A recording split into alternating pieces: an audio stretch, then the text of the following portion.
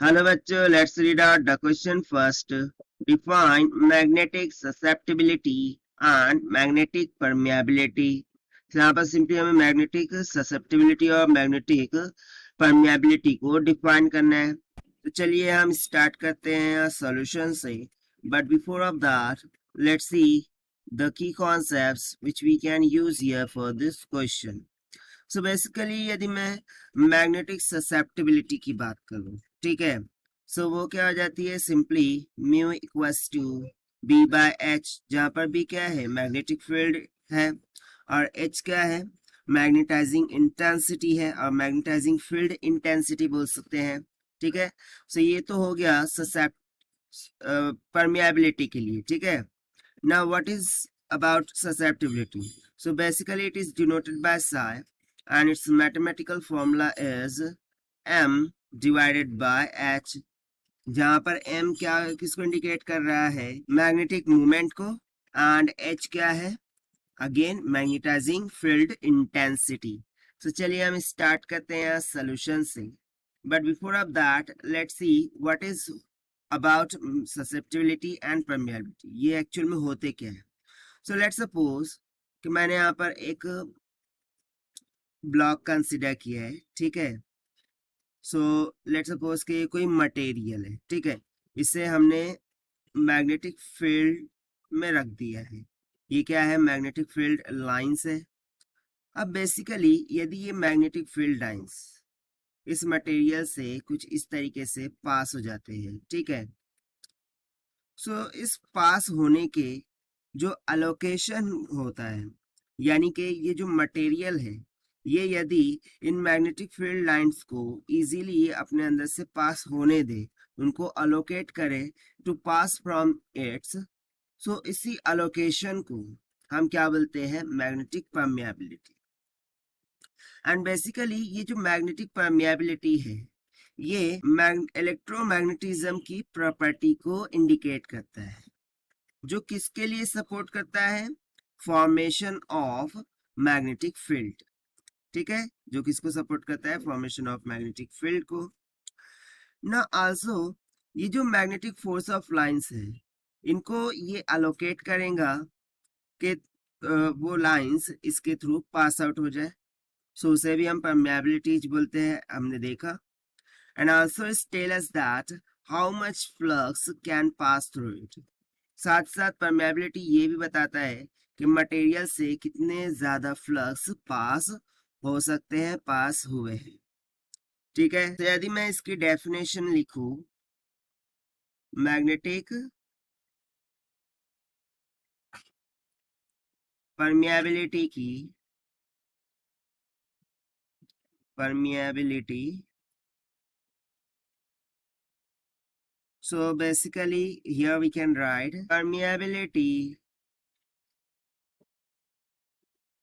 permeability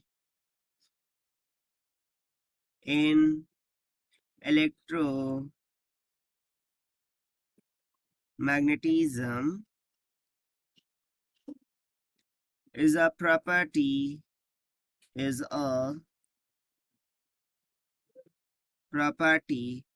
of magnetic material, or you can say a property of magnetic material which support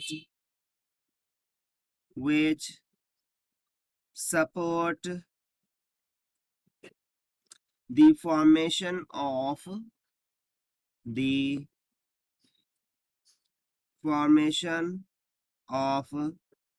lines of magnetic field, formation of lines of magnetic field.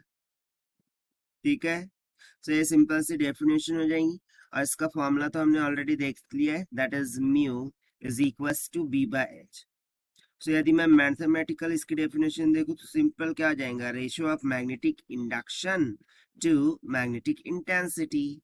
Right, so ये हो गया simple सा permeability के लिए ना. इसकी unit की यदि मैं बात करूं तो वो होती है हेनरीज पर मीटर या फिर न्यूटन पर ampere square. Now let us see the susceptibility. Now, what is mean by susceptibility? So basically, susceptibility is the measure of how much material will be magnetized in an applied magnetic field. यानी कि susceptibility ये show करता है कि material कितना ज्यादा magnetise हुआ है। जैसा कि हमने यहाँ पर सेम एग्जांपल लेंगे कि मैंने एक मटेरियल लिया, ठीक है, अब उसे मैंने मैग्नेटिक फील्ड में रख दिया। अब वो क्या हो रहा है, मैग्नेटाइज हो रहा है, हो रहा है, हो रहा है, हो रहा है। सो ये कितना मैग्नेटाइज हुआ है ये हमें कैसे पता चलेगा, बाय इट्स ससेप्टिबिलिटी। ठीक है, यानी ससेप्टिबिलिटी हमें ये शो करता है कि जो भी मटेरियल हमने मैग्नेटाइज किया है वो कितना ज्यादा, कितना पावरफुल, कितना कम या फिर ज्यादा, कितना वीक, कितना स्ट्रांग मैग्नेटाइज हुआ है। ठीक है, सो एकदम सिंपल सा कंसेप्ट है इसके लिए। तो चलिए हम इसकी भी डेफिनेशन लिख लेते हैं। So here we will say magnetic susceptibility, magnetic susceptibility, ठीक है। So magnetic susceptibility की हम पहले definition लिख लेते हैं। The measure of how much material, the measure of how much material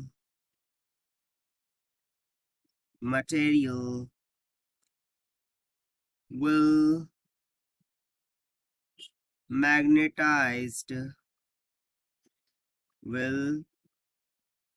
magnetized in an applied magnetic field, in an applied magnetic field। ठीक है, यानी कि ये शो करता है कि हम जब कभी इसे मैग्नेटिक फील्ड में अप्लाई करेंगे सो वो कितना ज्यादा मैग्नेटाइज हुआ है। ठीक है, सो बेसिकली इसको डिनोट किया जाता है साई से, और इसका फॉर्मूला हो जाता है capital M by H, that is magnetic moment per magnetizing intensity.